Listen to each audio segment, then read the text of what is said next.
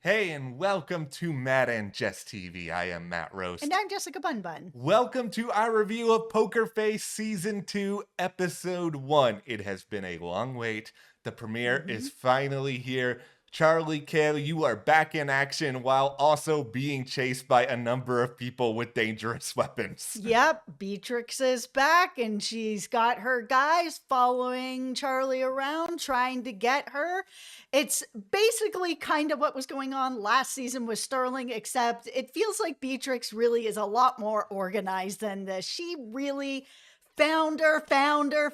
Like she is really not able to stay still. No, I think that's going to be what makes this season a little bit escalated over Yep. season 1, where it's like Charlie really can't stay in any place for too long. She's kind of Nope. got to constantly look over her shoulder. Like there is that small element of long-term story that is here, but if you watch the first season, like you already know that the real essence of Poker Face is each episode is basically its own thing, its own story. It is sort of like Black Mirror, other than it's just whodunit, and every whodunit is in its own world, its own setting, its own cast, other than Charlie, and that's a big part of the fun here. Yeah, this is very procedural. It is, each episode is its own thing, which is really fun. You can go into an episode, have a good time, have it solved, and move on to the next one, which is, what we like about a lot of comfort TV procedurals like NCIS or Criminal Minds. But at the same time, this is just younger, fresher, amazing guest casts. I Yeah. mean, this show is the bar. The bar is set high. It is set really, really high. This show brings back to me a lot of memories of watching Psych when it was on USA, because that was one of my favorite shows of all time, especially in this genre where it's just every episode you tune in, you're probably going to see a fun guest star, you're probably going to have a laugh, there's still a case, so you do still have that mystery element. And, here, the majority of the time, we know who the killer is at the start of the episode, so it's a little bit about who done it for Charlie, but it's for us a lot about, okay, how is Charlie going to figure that out? And I think this first episode, which is titled "The Game Is Afoot," which makes me just think of Tarzan from Survivor One World, because he used to say that all the time. But I just think this is a really, really great way to kick things off, especially after a really long break. With a huge guest star to start this premiere with Cynthia Erivo. I've got on my green because I'm Team Cynthia, even though, of course she didn't get away with it, but that's fine.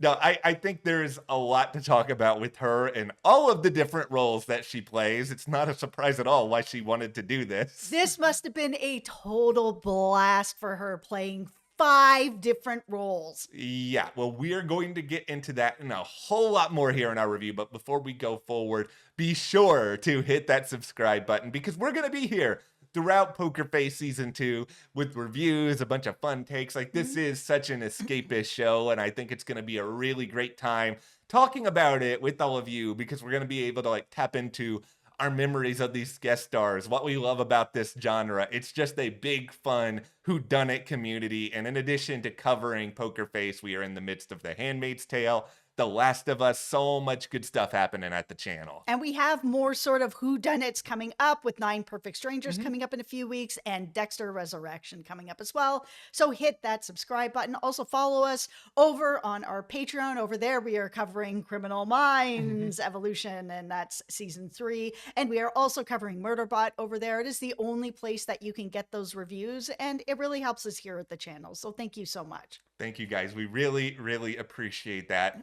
I will start here by saying something that might make the commenters mad, because I'm just I have my hard hat on. Let's go. I'm just gonna say it now, so that if they want to come for me, maybe I can win them over again before the video is over. I have not seen Wicked, and I know that that's what Cynthia Erivo is especially famous for at this point. And it's not like I'm just anti-musical, like John Mulaney's. Love musicals. Yeah, like Mulaney's musical numbers on SNL are one of my favorite things of all time. And ironically, Mulaney is a guest star this season. It's just, I don't really see a lot of movies. I'm too entrenched in the world of TV. So I don't have the same relationship with Cynthia Erivo going into this episode that a lot of people out there probably do. Everybody out there does. I mean, this is such a iconic movie that definitely carve out some time for that one. Yeah, I will at some point. I'm not sitting here being like, I will never watch Wicked. I'm not doing like that Norman Rockwell painting of the dude who's just like standing up in the town hall meeting proclaiming this. But I just feel like I don't necessarily have the same relationship to her. But at the same time, not only can I understand why she did this, but I think it's pretty fair to say I don't want to make any bold predictions that someone's 100% going to win an Emmy, but she's going to be nominated for this. I mean, anytime you're basically playing more than two characters in a single episode and you are really in the pop culture zeitgeist, like it is unavoidable.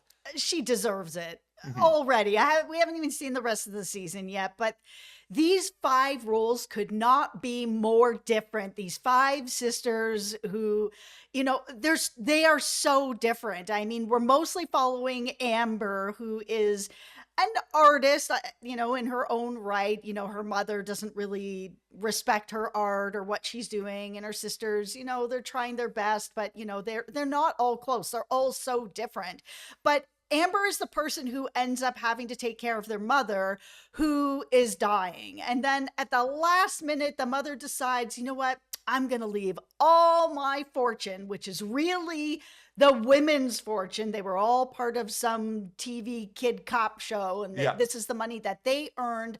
Their mother took it from them and decides to leave it to someone named Felicity Price, someone that they don't know. They think they're just four sisters, and then it's revealed that there is actually a fifth sister, and that it is this Felicity Price, who is somebody who's kind of off the grid, doing some really cool artwork, and Amber figures it out.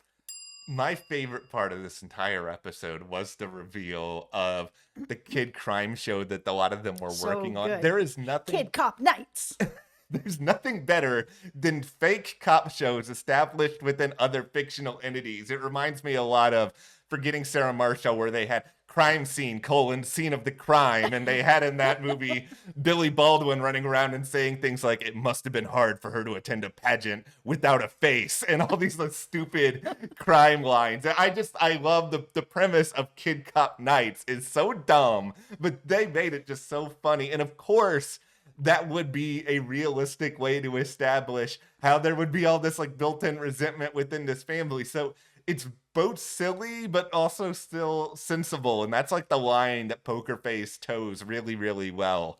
Kid Cop Nights was so funny. Yeah. I mean, the show was funny. One of the sisters, BB, is a DJ, where she's at the wake DJing, and she's DJing parts of the show in there where Yeah. she's got music going that's like, freeze, DJ more. It was so funny. It was so well done. I'm already sitting here being like, okay, which one of the, not that I think all these sisters are saints or anything, but it's like, which one of these sisters would I want to watch more and more of moving forward? I'm kind of torn between either the DJ or Cece, mostly just because Cynthia Erivo doing that accent just had me howling, and it was just like, okay, this had to be the most fun, because I like to imagine, not that any actor other than like a select few are method, but I like to think that she just like sat in a trailer and like called up her friends and talked in that accent for like 3 hours to get a hang of it. Okay, so we see the situation where Amber finds out that the will has been changed, everything's being left to Felicity Price. So she Yeah. ends up hunting down this person. She sees that it is another sister. So when she shows up, they're having their conversation. She gets kind of as much information as she can from Felicity about their dad, about her artwork, decides to take a bunch of pictures of her and is like, you know what? This is the best way to make this happen. I'm going to become Felicity. That way I can get the money that I feel that I've earned, because not Yeah. only did I do all this work on Kid Cop Nights, I am the person who was the caregiver of Mean Mommy this whole time. So I really feel like I'm owed the money for this, even more than my sisters, because I'm the person that had to take it from our mother the whole time while she sat in her gold bed made of money that I earned.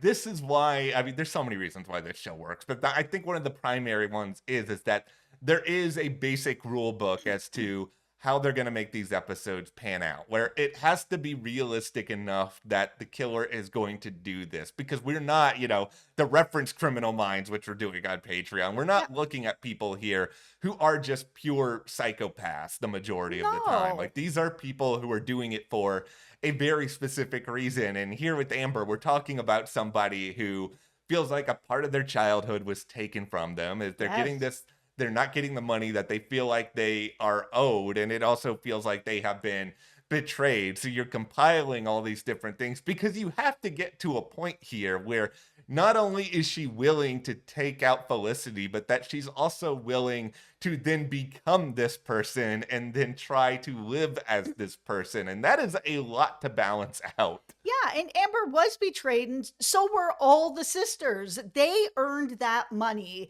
Their mother took that money and gave it to the sister who wasn't even involved in the show, that didn't do any of the work.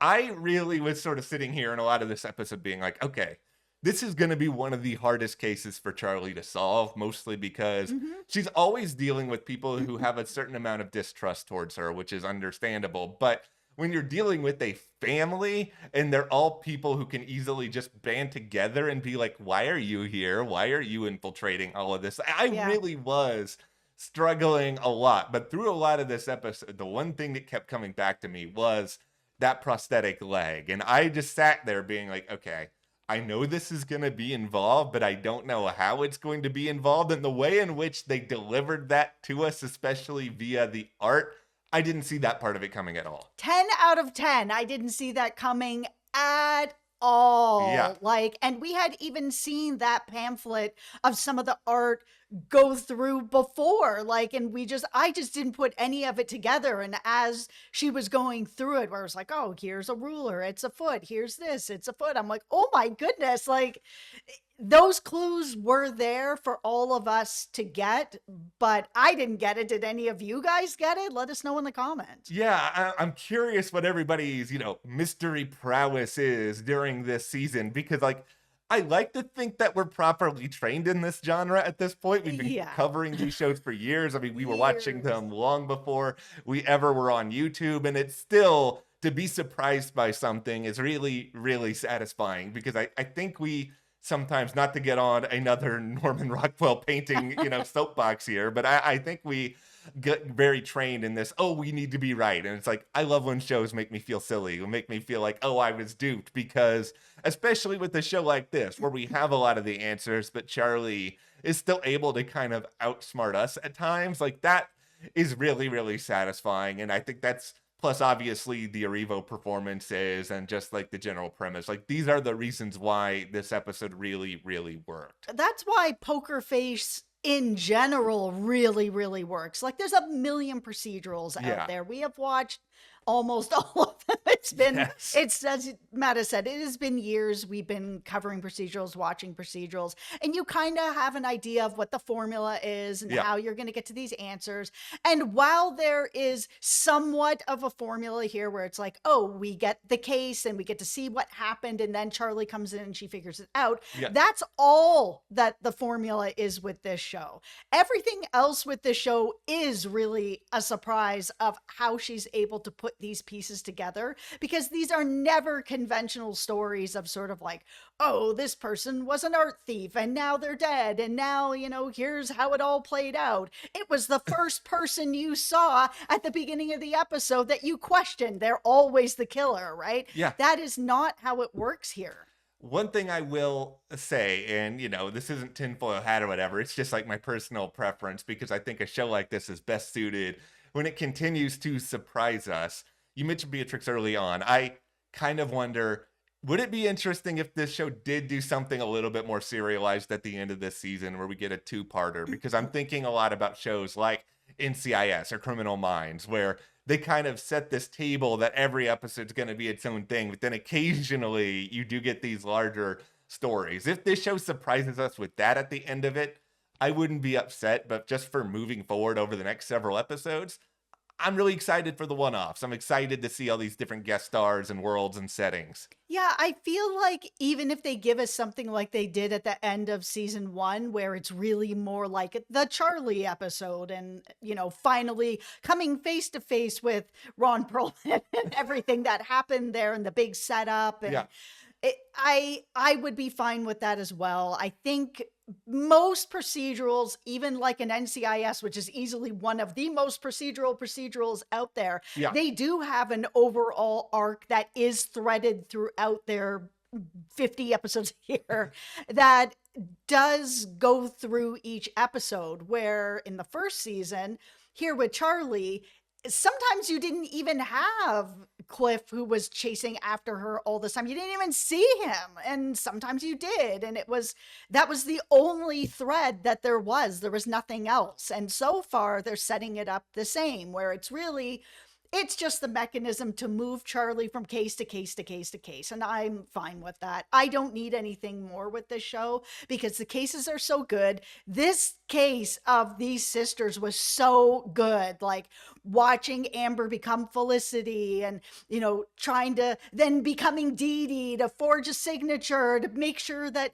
the sisters are all paid off so that she can get the rest of the fortune. It was so smart and so well done. And Cynthia just did a brilliant job on this that I don't need a bigger story, especially this one with Charlie, because there was a little bit of time in there when she thought she was talking to Dee Dee, but she wasn't. And like where Charlie was actually getting duped. And that was really exciting because she never gets duped. No, yeah, it was exciting. And I think it's good that she's going to have some stumbles. Like, she's not perfect. Nobody in any of these crime procedurals ever is. But Yeah. to see those imperfections in season 2 is really, really great. Yeah, I mean, I'm going to be watching these upcoming episodes with like a tiny eye towards whether or not there's going to be a larger story hinted at. But even with all that, I'm still happy to go for the ride of just individual stories, fun cases. I would say to me, this is in my top 5 favorite Poker Face episodes. It's not number 1. Like, I think number 1 for me is still that second episode of season 1 where you have the scratch the off. lotto ticket. So good. It was just like that to me really established sort of the earthy charm of this show and the quirky characters and sort of the rhythm of it, even more so than the pilot did. But I think that this is a very strong way to lead up season 2. It's better than a lot of episodes in season 1. And it really is a reminder of like, okay, this is the Poker Face we have come to know and love. Yeah, and it had a really satisfying end to this episode as well. Of course, Amber gets caught. Yeah. Her relationship with Dee Dee is really good, where Dee's like, yeah, I'm going to be able to buy this apple orchard now. I'm like, oh, I'm so glad you're going to be able to. And offers for Charlie to stay. But of course, we know that she can't. Of course, No. Beatrix's men show up and it's back on the run again. It is. Now, if you want to invite us to the apple orchard, I love some good apples. I'm just going to throw that out there. But yeah, we'll take that invitation, Dee Dee. And one last thing that I gotta mention is the use of I Palindrome I by They Might Be Giants as the closing credits were rolling. This is my favorite band. I love They Might Be Giants so much. I have seen them an unhealthy amount of times perform live. It was so cool to actually hear them being used. I mean, they've been used on other shows as well. They were the theme song for You're Not the Boss of Me. That's them as well. But I absolutely loved hearing them. one of my first memories of them was listening to Particle Man on like a Saturday morning cartoon block that I watched when I was a kid. And like, I like They Might Be Giants.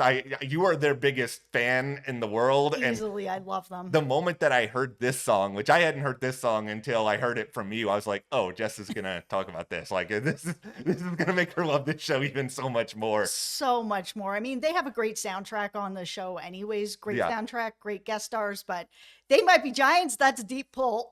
Well, this was a really fun start to Poker Face Season 2, but like we established earlier, we're going to be here throughout this season to talk about these episodes, performances we liked, great little nods to crime shows all across the board. So be sure to hit that subscribe button so you don't miss any other coverage, and you can support us further by joining our Patreon. That link is in the description. We are covering exclusively there Criminal Minds, Evolution, Murderbot. Thank you so much. We will see you here next time.